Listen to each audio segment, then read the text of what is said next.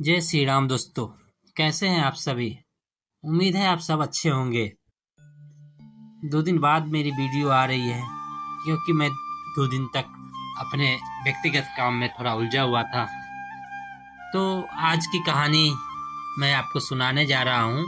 वो प्रभु श्री राम और माता सीता के विवाह पश्चात अयोध्या में जो आगमन होता है उसके बारे में बताने जा रहा हूँ। तो कृपया ध्यान से सुने और अपना प्यार दे। परशुराम जी के जाने के बाद पश्चात पत्नी सहित राजकुमारों, गुरु वशिष्ठ, अन्य ऋषि मुनियों, मंत्रियों तथा परिजनों के साथ महाराज दशरथ अयोध्या की ओर अग्रसर हुए। मंत्रियों ने शीघ्र ही 2 शीघ्रगामी दूतों को सभी के वापस आने की सूचना देने के लिए अयोध्या भेज दिए। दूतों के अयोध्या पहुंचने तथा सूचना देने पर नगर के सभी चौराहों, अटिलकाओं, मंदिरों एवं महत्वपूर्ण मार्गों को नाना भांति की रंग बिरंगी ध्वजा पताकाओं से सजाया गया। राजमार्ग पर बड़े बड़े सुरमय द्वार बनाए गए और उन्हें तोरणों से सजाया गया। मार्गों में केवड़े तथा गुलाब आदि जल का छिड़का गया। सुंदर चित्रों, मांगलिक प्रतीकों, वंदनवारों आदि से हाट बाजारों को भी बड़ी सुरुचि के साथ सजाया गया। एक अभूतपूर्व उल्लास छा गया। सारी अयोध्या में अनेक प्रकार के वाद्य बजने लगे। घर घर में मंगल गान होने लगे। यह ज्ञात होने की बारात लौटकर अयोध्या के निकट पहुंच गई है तथा नगर के मुख्य द्वार में प्रवेश करने ही वाली है। सुंदर, सुकुमार, रूपवती, लावण्यमयी कुमारियां अपने रत्न जटित वस्त्र से सुसज्जित होकर आगंतुकों का स्वागत करने के लिए आरती लेकर पहुंच गई। महाराज दशरथ और राजकुमारों के स्वर्णिम फूलों से सुसज्जित सोने के हौदे वाले हाथियों पर बैठकर नगर में प्रविष्ट होने पर चारों ओर उनकी जय जयकार होने लगी। ऊंची ऊंची अटलिकाओं पर बैठी हुई सुंदर सौभाग्यवती रमणियां उन पर पुष्प वर्षा करने लगी। अयोध्या के नववधुओं सीता, उर्मिला, मांडवी और श्रुति कीर्ति को देखने के लिए अटलिकाओं की खिड़कियां और छज्जे दर्शन सुख युवतियों कुमारियों से ही नहीं वरन पौढ़ाओं और वृद्धाओं से भी खचाखच भर गए।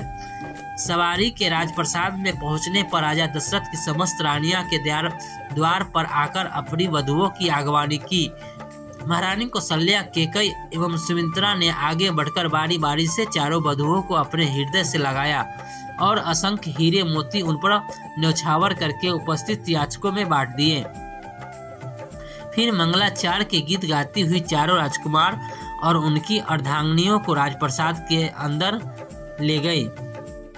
इस अपूर्व आनंद के अवसर पर महाराज दशरथ ने दानादि के लिए कोष के द्वार खोल दिए और मुक्त हस्त से नगरवासी ब्राह्मणों को भूमि, स्वर्ण, रजत, हीरे मोती, रत्न, गौए, वस्त्र इत्यादि दान में दिए।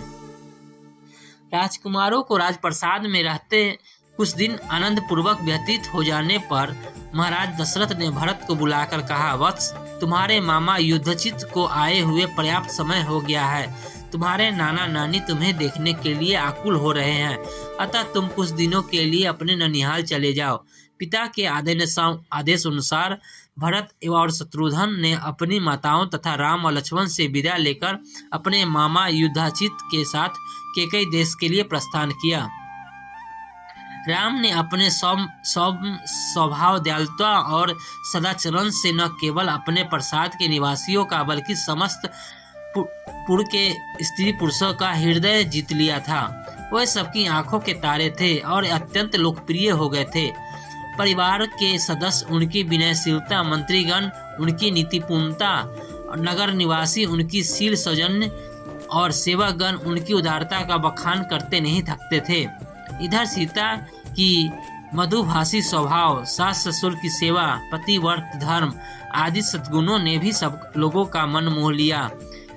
नगर निवासी राम और सीता की युगल जोड़ी को देखकर अत्यंत प्रसन्न थे।